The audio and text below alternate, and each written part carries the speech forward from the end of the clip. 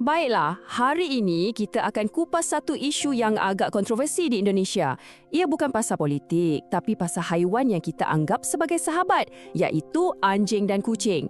Perdagangan daging haiwan-haiwan ni adalah satu isu yang sangat kompleks sebab ia melibatkan budaya, kesihatan awam dan juga soal kebajikan haiwan. Jom kita fahamkan kenapa isu ni begitu mencabar dan kenapa ia sangat relevan sekarang. Cuba kita tengok gambar ni. Inilah realiti yang menyedihkan di sebalik perdagangan ni. Anjing-anjing ni diletakkan dalam sangkar yang sempit, sesak dan selalunya dalam keadaan yang kotor, menanti untuk dijual dan disembelih. Pemandangan macam ni, walaupun pahit untuk dilihat, adalah sesuatu yang biasa di banyak pasar di rantau ini. Dan dari sinilah bermulanya satu rantaian bekalan yang penuh dengan risiko. Dan skala masalah ni memang mengejutkan. 30 juta. Ya, itulah anggaran jumlah anjing dan kucing yang terperangkap dalam perdagangan ni di seluruh Asia setiap tahun. Ramai antaranya adalah haiwan peliharaan yang dicuri ataupun haiwan terbiar yang ditangkap dari jalanan dan diseret masuk ke dalam industri yang kejam ni. Tapi kan, isu ni sebenarnya lebih besar daripada sekadar kebajikan haiwan. Perdagangan ni yang kebanyakannya beroperasi secara haram dan tak dikawal selia sebenarnya membawa risiko kesihatan awam yang sangat serius tapi seringkali dipandang remeh. Macam yang dilaporkan oleh Forpos pada tahun 2021 dan saya petik di sini, risiko yang ditimbulkan oleh perdagangan daging anjing dan kucing yang kebanyakannya haram dan tidak terkawal terus diabaikan. Sikap sambil lewa inilah yang sebenarnya mewujudkan sarang yang sempurna untuk penyakit merebak.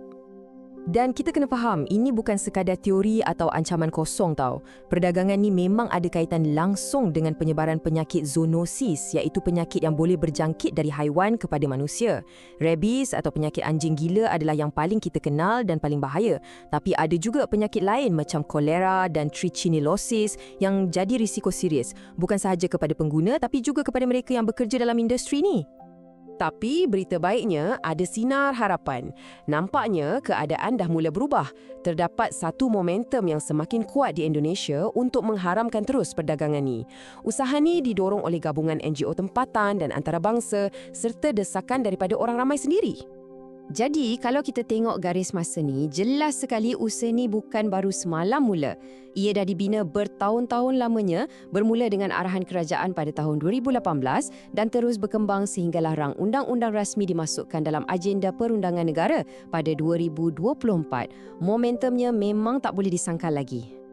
Dan yang paling penting, rakyat Indonesia sendiri pun nak perubahan ni.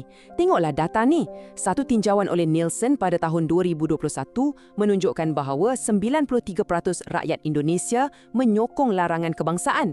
Bukan sikit tu, 93%. Majoriti yang sangat besar mahukan perubahan ini berlaku.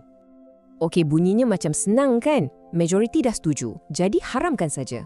Tapi, realitinya tak semudah itu. Isu ni sebenarnya sangat kompleks, terutamanya bila kita ambil kira faktor budaya dan ekonomi yang dah lama wujud. Inilah dia dilema utamanya. Di satu pihak, ada hujah yang mengatakan ini adalah amalan budaya yang perlu dihormati di sesetengah kawasan. Di pihak lain pula, makin ramai yang berpendapat anjing dan kucing adalah haiwan teman bukan untuk dimakan dan mereka berhak dilindungi. Kedua-dua realiti ini wujud serentak di Indonesia. Selain isu budaya, ada satu lagi soalan besar yang kita tak boleh lupa. Apa akan jadi pada mereka yang bergantung hidup pada perdagangan ni? Sebab hakikatnya, perdagangan ni inilah punca rezeki untuk berpuluh-puluh ribu orang daripada penangkap sampailah ke peniaga. Jadi, sebarang larangan yang tak ambil kira soal perut mereka dan tak sediakan jalan keluar yang lain, ia cuma berisiko menolak aktiviti ni ke pasaran gelap yang lagi bahaya dan lagi susah nak dikawal. Jadi, macam mana nak selesaikan masalah yang rumit macam ni? Nasib baik, kita tak perlu cipta roda semula. Beberapa negara lain dah pun berdepan dengan isu yang sama dan pengalaman mereka boleh dijadikan panduan. Modal 3 langkah inilah yang dah terbukti berkesan di negara seperti Korea Selatan dan Thailand. Kuncinya bukan sekadar mengharamkan, ia perlu disertakan dengan pendidikan untuk mengubah minda masyarakat dan yang paling penting sokongan ekonomi untuk bantu mereka yang terjejas beralih ke sumber pendapatan yang baru. Dan yang menariknya, kita dah nampak pun bibit-bibit kejayaan model ni di Indonesia sendiri, di peringkat tempatan. Dari karangannya hinggalah ke ibu kota Jakarta, beberapa wilayah dah pun ambil langkah proaktif untuk haramkan perdagangan ni. Ini membuktikan yang perubahan ni memang boleh dilakukan. Okey, untuk bahagian terakhir ni, jom kita undur sikit dan tengok gambaran yang lebih besar. Sebab isu ni, ia bukan cuma pasal Indonesia. Ia sebenarnya sebahagian daripada perbincangan global yang lebih luas tentang kesihatan dan keselamatan, terutamanya dalam dunia kita yang saling berhubung hari ini. Ada satu konsep penting yang dipanggil One Health atau satu kesihatan. Apa benda tu? Senang cerita, ia adalah idea yang kesihatan kita sebagai manusia tak boleh dipisahkan daripada kesihatan haiwan dan alam sekitar. Kesihatan ketiga-tiga ni saling berkait rapat. Kita semua dah lalui COVID-19 kan? Dan ia jadi satu peringatan yang amat perit tentang betapa bahayanya bila kita abaikan kaitan ni. Perdagangan haiwan yang tak dikawal selia, tak kiralah di mana pun ia berlaku, boleh menjadi tempat pembiakan penyakit zoonosis yang berpotensi menjadi ancaman global.